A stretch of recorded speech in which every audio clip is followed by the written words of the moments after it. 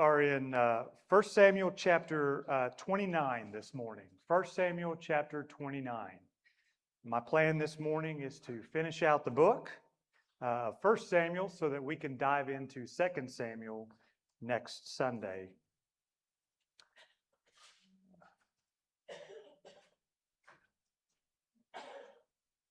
Okay, so first of all, I want to thank Dan for taking over for me last week while I was out of town. I went and I listened to it, watched it, did an excellent job as always. And then you all are caught up to speed on the events of chapters 27 and 28, which is good because, as Dan indicated at the end of the last class, they directly affect the events that we're going to read about this morning. So if you recall, in chapter 27, this is right after David once again has spared Saul's life in the cave, well, not in the cave, but in the camp at En-Gedi. And Saul once again gives the same old song and dance. David, I have sinned. David, you are more righteous than me. David, I'm not going to pursue you any longer. And yet, at the very beginning of chapter 27, the very first verse that we read is, David said to himself, one of these days I will be swept away or killed by Saul. So David is not buying Saul's repentance because he has been burned by this before, and he knows that the chase is just going to continue.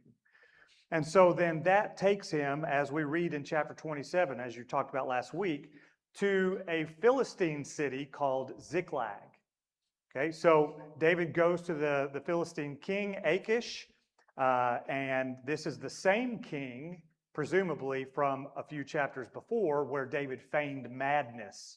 And now David goes to him apparently in his right mind, and Achish just takes him on back, just said, okay, well, David is... My guess is that Achish knows about the trouble between David and Saul, and so he will take advantage of whatever foothold he can get a hold of in order to get a leg up on the Philistines. On the Israelites. And so he does take David in. He actually puts him in his own personal bodyguard and is ready to keep him in Gath with him. But David says, no, please let me have my own city for all my people. Presumably what David is saying on the surface level is, we don't want to be a burden to you in Gath. Just let us have this another town, and I'll take my 600 men and their families, and we'll just go live there and still serve you. And so that's what Achish does. He gives him the Philistine town of Ziklag, and David then, as you read about last week, begins the raids there. And the raids, according to 1 Samuel 27, verse 8, are against the Geshurites, the Girzites, and the Amalekites. Okay, so these are traditional enemies, foes, antagonists of Israel. Achish thinks that David is raiding against Israelites, but that's not what David is doing. And so that was the reason that David wanted this other city, was so that he could carry out these raids against and I'm just going to say the Amalekites, because that's the main group we're going to be concerned with this morning. Carrying out these raids against the Amalekites, and he'll be far enough away from Gath that nobody's posting about it on Facebook. And so nobody can see what David is doing when he's carrying out these raids. And he can go to the king and say, yeah, we took care of some of your enemies this morning. We took care of some of the surrounding towns, and not really give the full truth. Okay, so that's where we leave David in chapter 27 at Ziklag. We go to chapter 28, the events there. Saul and his army have gone up to the plain of Jezreel, and they are preparing to do battle with the Philistines, who have also gone up to Jezreel. And Dan had a great map up there last week. I was going to see if I could, I had one as well this morning. There we go. Yeah, so if you look right here, this is our bigger map. This is the Mediterranean Sea here, Sea of Galilee, Dead Sea here. And so you can see in that red box the area that we're dealing with this morning. We're dealing primarily with the northern central area of Israel. Okay? And so if you're familiar, you can't see it because the box is covering it, but when you're looking at the Mediterranean Sea and you have that little bump, that is Mount Carmel, the region of Carmel, Mount Carmel, that little bump. Well, on the inside of that little inlet is the Jezreel Valley. It is this long, large plain that's surrounded by mountains on both sides. But that plain leads all the way into the Jordan River Valley. Okay? So if you think about it, and we'll talk about this in just a minute when we get to chapter 29, this area plays a very important role throughout Old Testament history. We're going to talk about a few events that happened there here in a minute, but it is one of the main thoroughfares from the north into Israel proper. And so whenever there would have been invasions or occupying enemies or things like that from the north, most likely they are coming through the Jezreel Valley because it is such a large, flat place, and it would be easier to move troops through there and right into the heart of Israel. Okay, so Saul is there in chapter 28 with his army. He is preparing to do battle with the Philistines, and he is afraid. And so he goes to a place called Endor and meets with this woman who is a medium of some sort, whether she's a fraud or whatever. And eventually they are able to call up the spirit of Samuel. And Samuel, of course, as you talked about last week, prophesies against Saul and says, tomorrow your reign is going to end spectacularly. And so that's where we left off. So Saul eats with the woman in Endor and then returns to his army. So now that brings us back to David, and that's where we're going to pick up in chapter 29. Okay? So chapter 29 and verse 1.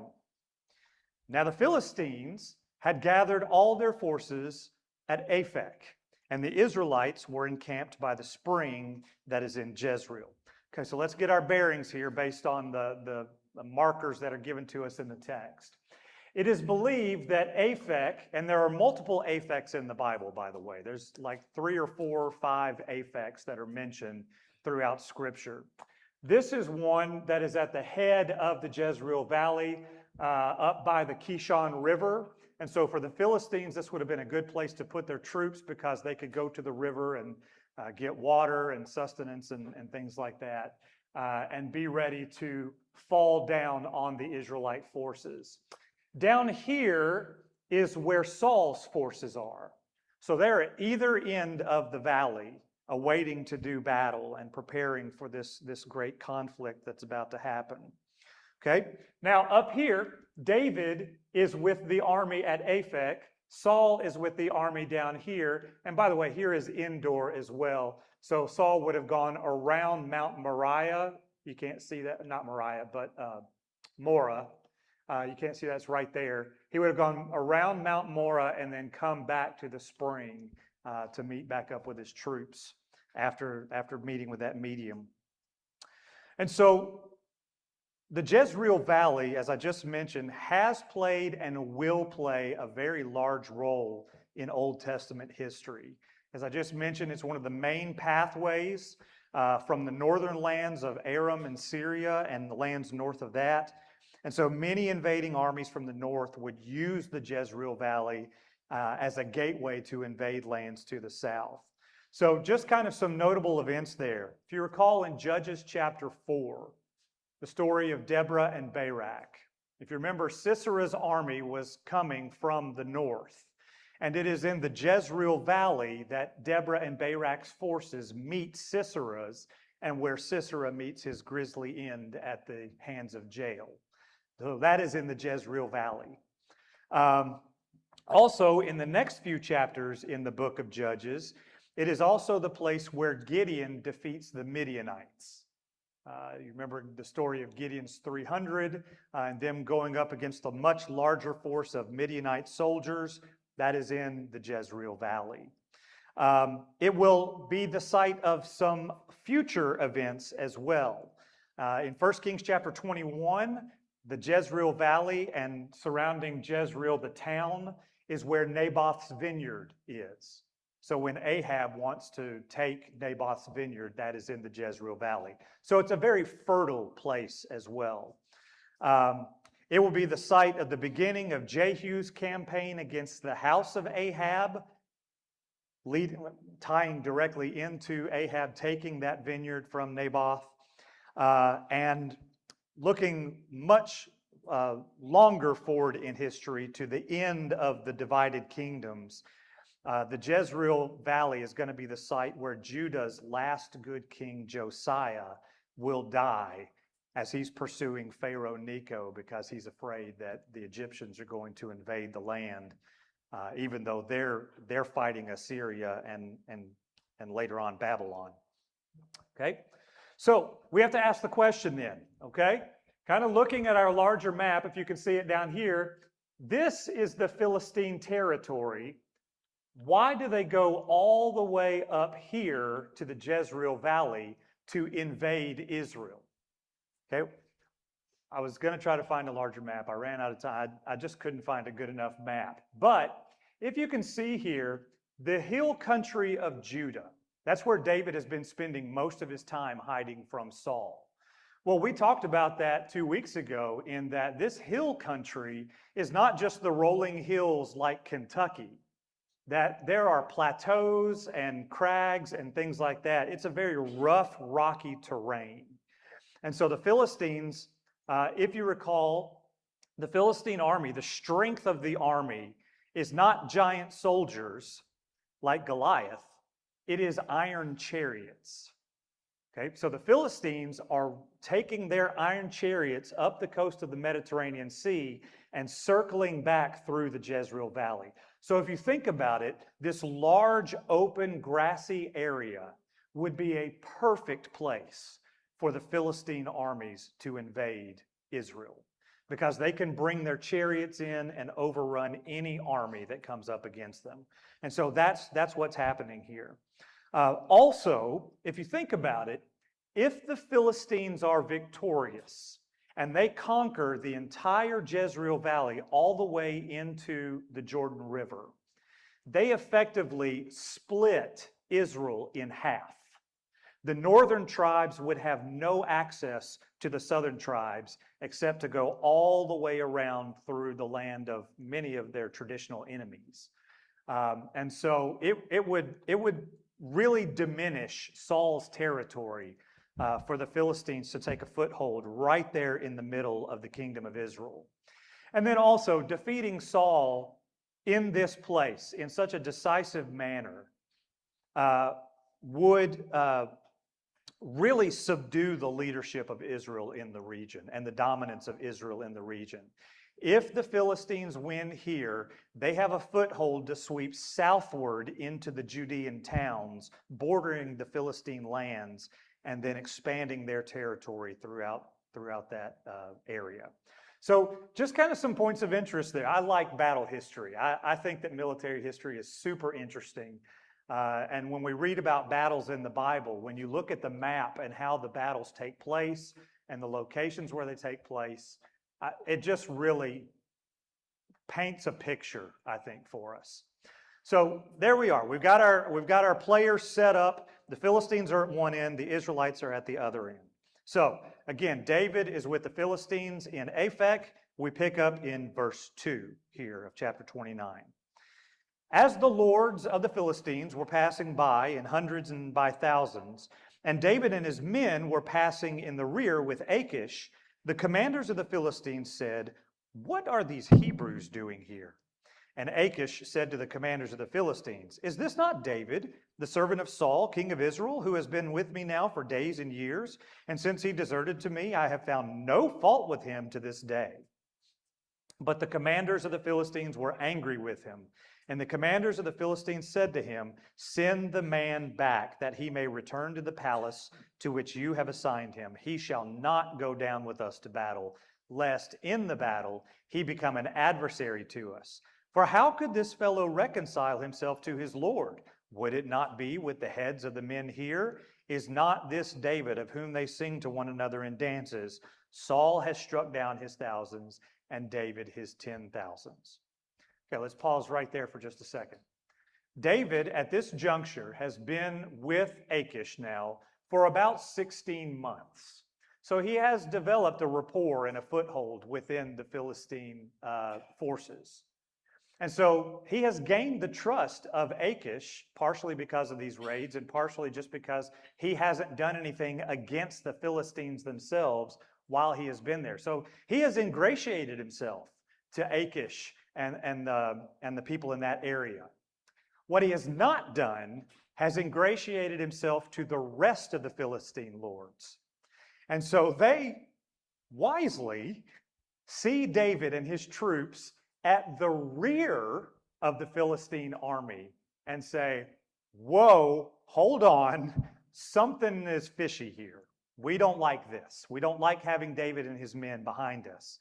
David, who has struck down his tens of thousands, as they sing about. We don't want to be the 11th thousand, so send him back. Okay? So Achish tries to protest, but they prevail on him. And so my guess is they are also aware of the rift between Saul and David. And so in their minds, they're thinking strategically, what would I do if I was in the outs with my Lord?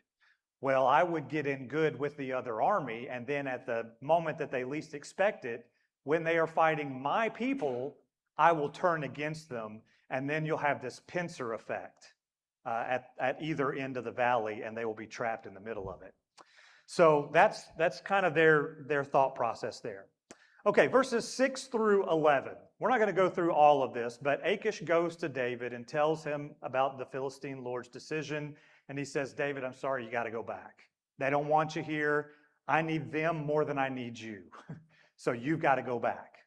And so that's what David does. And David gives a modest protest, but he and his soldiers do, in fact, go back to Ziklag. Now, Ziklag, although it is down the coast in Philistine territory, is about a 50 to 60 mile march.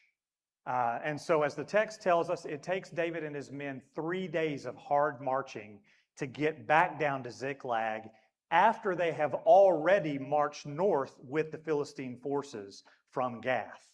So they are pretty tired men at this point. Okay?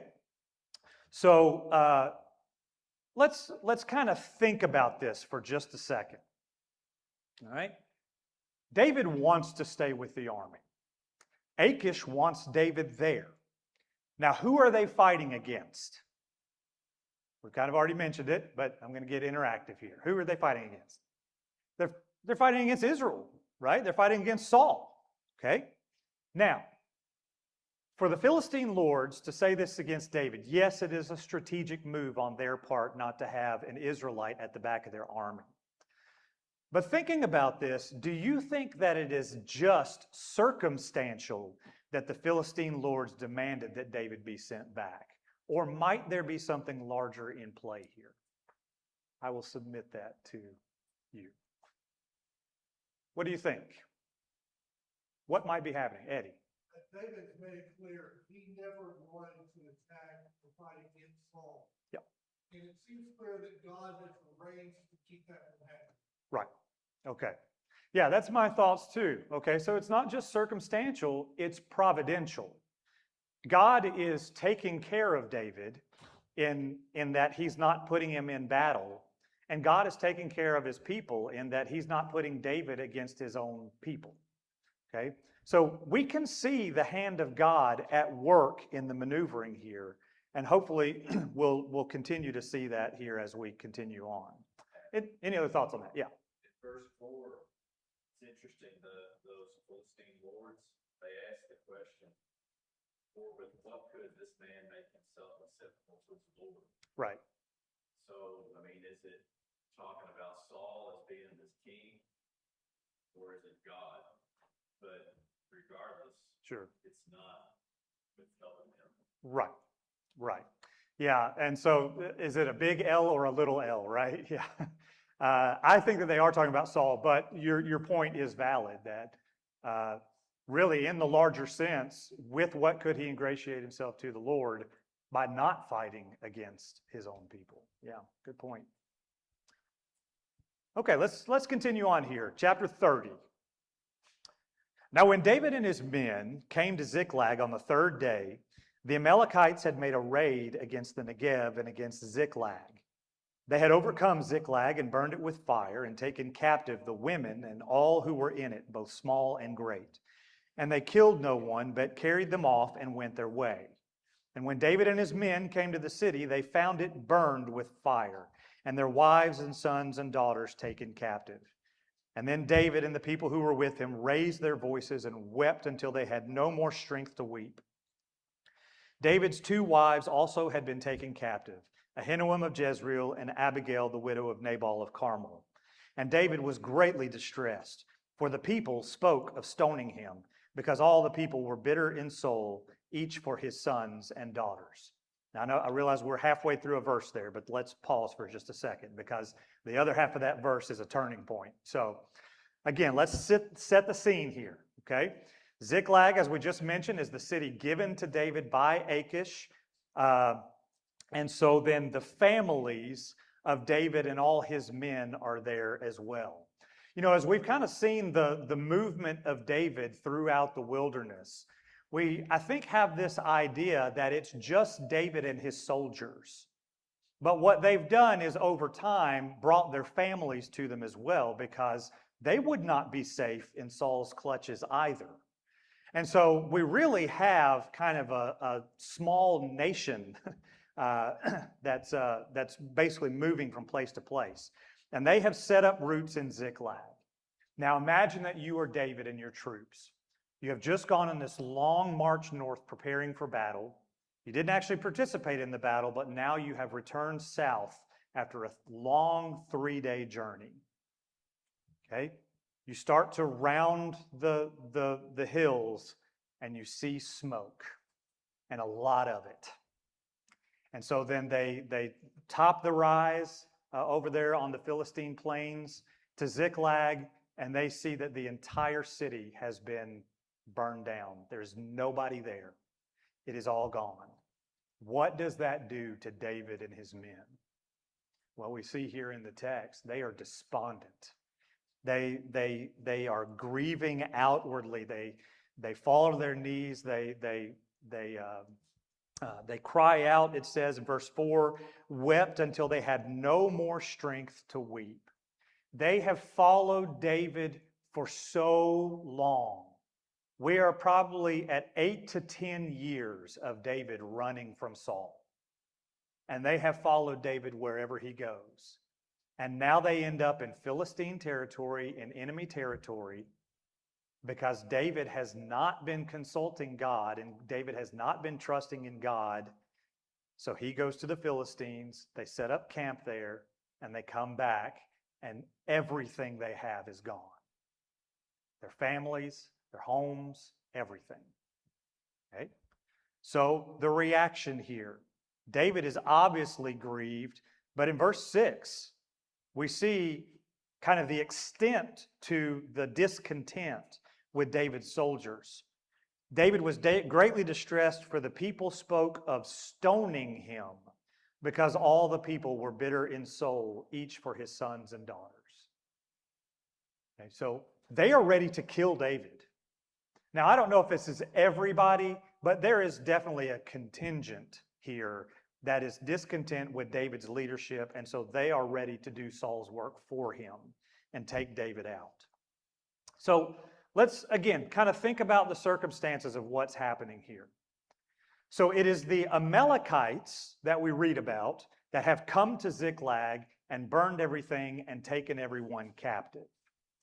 These are the same people that David was carrying out a campaign against. So either the Amalekites are just doing general raids against Philistine lands while they know that the Philistine army is 50 miles to the north, or they are carrying out a specific revenge plot against David and his men because they know that he is stationed in Ziklag. And so while he is gone with the army, they move in and capture everyone. Now, what's interesting is that, to me, is that the Amalekites take the people captive. Now, what had David done to their people? Had he taken them captive? He killed everybody. Yeah.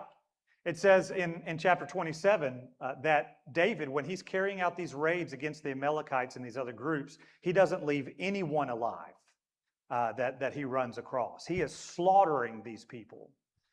But when the Amalekites come in and they raid Ziklag, they take everyone alive. Why do you think they're doing that? Especially considering what's happened to them with David. Why do you think they're doing that? Okay, so God's hand is definitely involved, yes, and we're going to see that further here in just a second. But why do you think strategically the Amalekites are doing this? Hostages. Okay, hostages. Okay, so they could be, it could be a hostage situation where they are going to then request something. What else? What has David done to their numbers? David has diminished their numbers significantly, hasn't he? Over the past 16 months, he's been raiding their towns, slaughtering everybody that's there. You got to imagine that their numbers as a people are starting to dwindle. And so then them coming into the city and taking all of the women and children, what is that going to do? It is hopefully going to replenish their numbers because they're going to start families and take families by force. Okay? So the Amalekites carry off the people instead of slaughtering them. Now, as Dan just indicated, I think also we are probably seeing the hand of God here as well. That it is providential that the people aren't killed, that they are carried away. Now, think about this for a second, and think about it in terms of David himself. What might be the desired effect of God directing events to happen this way to David and his men? And think about David's recent despair and the resulting activities, him going to live in Philistia and all these things. What might be the desired effect from God and having these things happen to David? Yes? Well, as you mentioned earlier, David hadn't really been inquiring of the Lord. In verse 8, it says, David inquired. That seems to be Okay.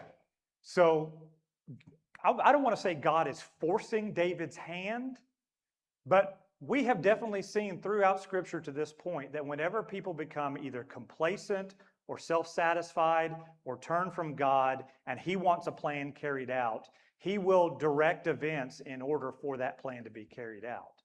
And so His people being carried away and Ziklag, a Philistine town, being burned to the ground is a way to wake David up and say, David, you have not been consulting me. You have not been doing things according to my will for these past 16 months. You need to wake up and get into action. Okay? So now then, we stopped halfway through verse 6. Let's read the other half of verse. Eddie, yes? Before you do that, the first part of verse 6, where even his people were embittered against him, wanting to stone him, this is not the first time that we have seen the people who loved David turn against David. Right. And it's not the last time we're going to see Exactly. either if we go through the life of David. Right. It's so, we see two different cities where he went and lived among them and protected them, and yet they were willing to give him up. Right. And that's obviously a foreshadowing of the Messiah to come, who was wildly popular, even in Nazareth, his hometown, and yet we see very early they were willing to stone him. Yep. Willing to throw him off a cliff. Yep. This happens again and again and again in the life of David, that this person who they sing songs about, they love him, they're equally willing to give him up when things go bad. Right. Yeah. Yeah. Oh, definitely. As we read, that kind of speaks to a good point, that as we read through the books of 1st and 2nd Samuel, We will see the highs and lows of David. Many people like to focus on the highs of David. Many people like to focus on the lows of David. And they say, how could God, choose this man as as a man after his own heart? We do need to see echoes of Jesus and kind of themes that will be present in the gospel stories as well, especially as it concerns David. Because if you think about it, not specifically during this 16-month period, but especially while David is on the run, both from Saul and later from Absalom and various others, that's when he's penning all of those psalms that show us the heart of David so vividly. And so then it's many of these events that foreshadow the type of leader that David will become, who is then emblematic of the type of leader that Jesus will be to a much greater extent. So that's a very good point. Thank you for that. Speaking of, what does David do here when he is in total distress? Okay, let's, again, just kind of set the image for yourself here. And I was listening to someone the other day that painted a really good picture. They said, imagine that all the people are weeping and David just kind of walks off by himself. Okay, he just goes a little ways away by himself, and he has hit rock bottom. Everything is gone. He's been on the run for a decade. His men are ready to kill him. His town is the city where he's been living, a place where he finally found some amount of refuge, has just been burned to the ground. All of the men and women have been carried off. They don't know if they're alive or not. Keep that in mind. To David and his men, all the people may be dead. Now, they could probably go in the wreckage and not find any bodies, but they don't know what's happened with the Amalekites. Okay? David is at the tail end of this emotional spiral that he has been on for a decade now. So David walks off, and we face this moment, okay? It's almost like you're watching a movie, and you're watching the hero's journey, and the hero just gets to that low point where it just looks like the enemy is going to win, and everything is just going to, if you rolled credits right now, everybody would leave the theater and be like, why in the world did I watch that? What was the point? That was a depressing movie. But David comes to this point in his life, and at the end of verse 6, but David strengthened himself in the Lord his God. Okay? This is a moment of decision for David. He could continue in that downward spiral. He could do something very rash right now. A number of things that are very rash right now. But what he does is he goes off by himself and he strengthens himself in the Lord his God. He refocuses on what he needs to focus on. And this entire statement right here could just be hours of David meditating and contemplating and grieving and doing things. But verse 7, David comes to his senses. So let's pick up there. And David said to Abiathar the priest, son of Ahimelech, bring me the ephod.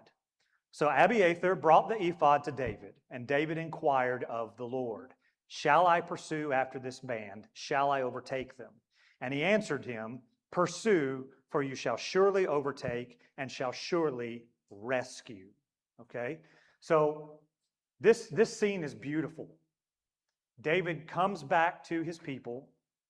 David seeks out the priest Abiathar. And if you remember, Abiathar is the son of Ahimelech, who was the priest that Saul had killed by Doeg the Edomite a few chapters earlier.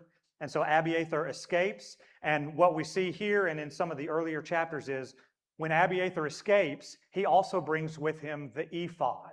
Now, what's the significance of the ephod? Just if you recall your Israelite history here. Okay, it was an article that they could appeal to God through. What was on the ephod? What two things specifically? The Urim and the Thummim. That's right, the Urim and the Thummim, okay? Now, we don't specifically know what those are, But what we perceive based on their mentions in Scripture is that this is a way of determining the Lord's will somehow, whether it's like a yes-no button on the ephod or something like that. Okay? So Abiathar has the ephod, which would actually be a pretty significant thing to have because it signifies Abiathar's legitimacy as the priest, and that priest is with David, not with Saul. Eddie. We have parallel accounts in these two chapters. Yep. Saul had been reaching rock bottom, and he asked of God and got no answer. Yep. David reaches rock bottom, asks God, gets an immediate, clear answer. Yes. And it's not because David is better than Saul, it's because David trusted in God. Yes. Saul did not. Yes. And that's a very good point, that contrast between David and Saul. When Saul is at his wit's end, he makes terrible decisions. When David comes to this point of despair, he finally seeks the Lord. And he will continue to do this in many instances. A very good point. Okay, so David consults the Lord presumably through Abiathar, and the Lord says, yes, you should pursue the Amalekites, for you shall surely rescue all the people. Now that's a moment of hope for David and his men, because again, they probably have no idea what's happening with their people at this point. All they know is they're gone. They don't know what's happened to them. And so David goes in pursuit, and God tells him, your people are with them, go and get them back. Now David, if you recall, earlier in his life, was a shepherd. David knows what it is like to protect people and to seek out things that are lost and bring them back. So kind of to Eddie's point just a minute ago, we are seeing those thematic images of Jesus. And so David is leading these men to go and get back his people from a hopeless situation. All right, so verse 9. So David set out, and the 600 men who were with him, and they came to the brook Besor, where those who were left behind stayed. But David pursued, he and 400 men. 200 stayed behind, who were too exhausted to cross the brook Besor. So again, this is fresh off the march back from Aphek. So David's men are exhausted, and 200 of them, we don't know all their ages or physical situations. They say, we are just too exhausted. We cannot continue further. We cannot pursue this army. So we're going to stay here by the brook Besor. We're not going to cross over. And as we're going to read in just a minute, basically David and his men leave the supplies and the baggage there by the brook in order to more quickly pursue. And so these 200 men stay with the baggage. So they're taking care of David's camp there. Now, verse 11, not going to read all of this, but in the course of their pursuit, they run across an Egyptian who is lying on the ground. And he is presumably in very bad shape. And so David and his men take the Egyptian in, and it turns out this Egyptian was with this Amalekite band who has taken all of David's people. See God's providence again? That they just happened to leave behind one foreigner who could tell David what happened to all the people and where they're going. I mean, the God instances here are just everywhere, okay? And so the Egyptian, they revive him, they give him food, they give him water, they help him rest and recover, and he tells them where the Amalekite forces are going. Now consider this for just a second, okay? Contrast the abandonment of this sick Egyptian by the Amalekites with the care shown to this Egyptian by David and his men.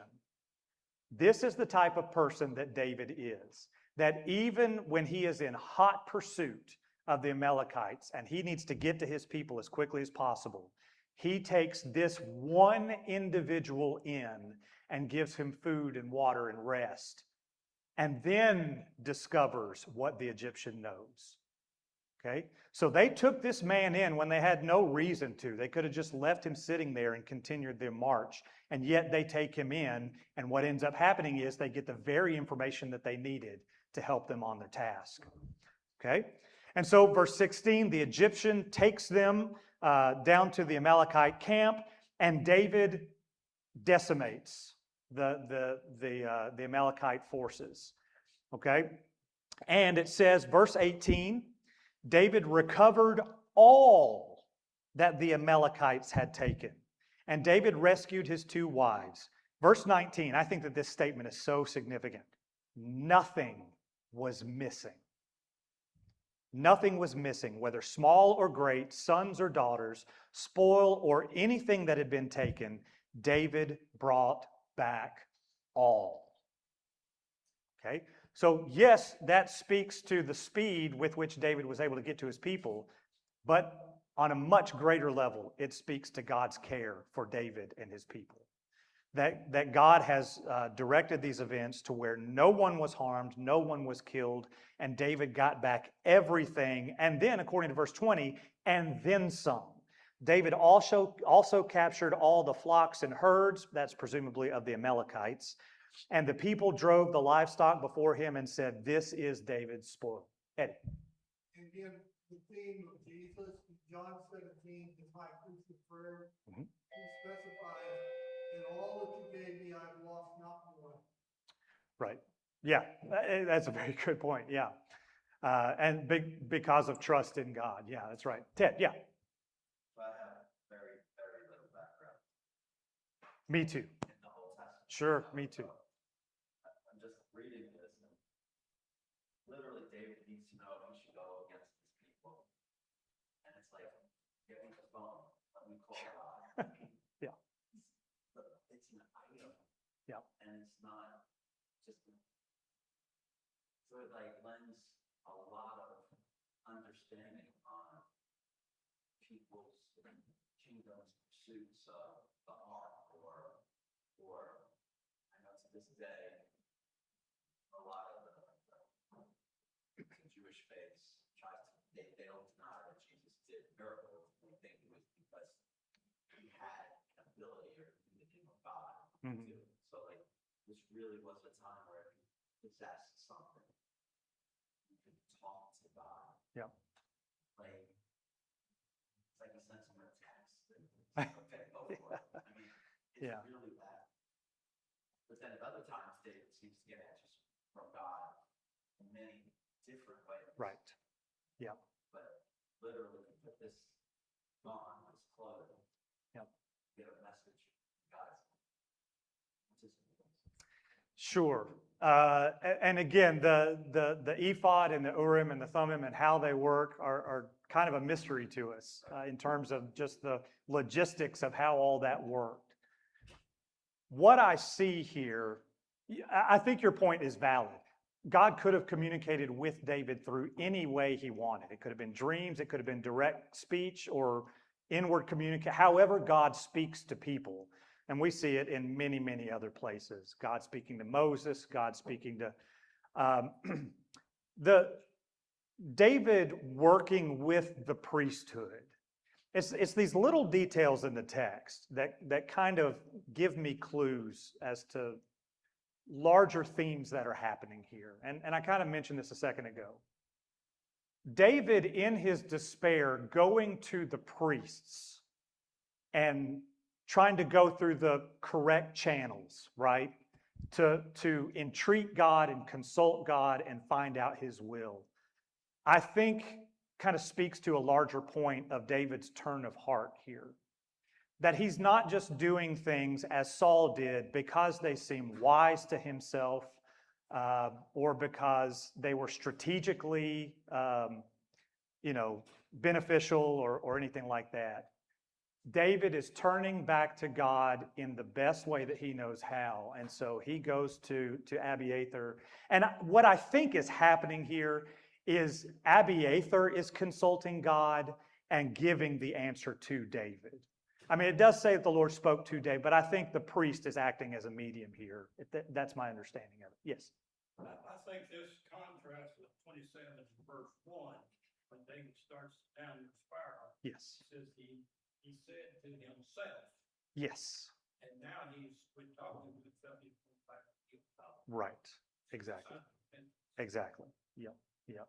And as one of you mentioned a minute ago, I think Eddie, the contrast between Saul going through the medium of a pagan sorceress or medium or whatever her title is, and David coming to God's priest to consult. It's just two very stark images there. Yes? I was thinking about the men that were with David. There was a point where they could have done harm to Saul. David didn't want to. One of his men was like, let me go over there and basically kill him. And Yes. David says no. And now, when they get to Ziklag, everyone's going to take away, they kind of turn on him. Yes. And then I wonder if when David inquired of the Lord, if they saw that or noticed that. That's a very good point. So the difference between David receiving some sort of inward mental message from God versus actually walking to the priests and asking them to bring the ephod, which is a well-known implement, as Ted mentioned, for consulting God's will, that it would have been a very visible sign to his men, and especially, as you mentioned, those men who are discontent with him now, that David is not just coming up with things on the spot. You know, David could have gone to his men and said, well, God told me that we're going to go pursue these people. God told me these things, and you're just going to have to trust me. But David consults the ephod, the Urim and the Thummim, and then receives that answer, and that they will be successful and that all their people are still alive. Yeah, that's a very good point. Thank you for bringing that up. Okay, we're going to have this moment of suspense. What happens next? I meant to get through the chapter today, but this will actually be good because the end, remember, 1st and 2nd Samuel were all one book to start with. So the end of 1 Samuel and the very first chapter of 2 Samuel are connected. So this will be a good point for us to pick up next week. Thank you so much for your participation this morning.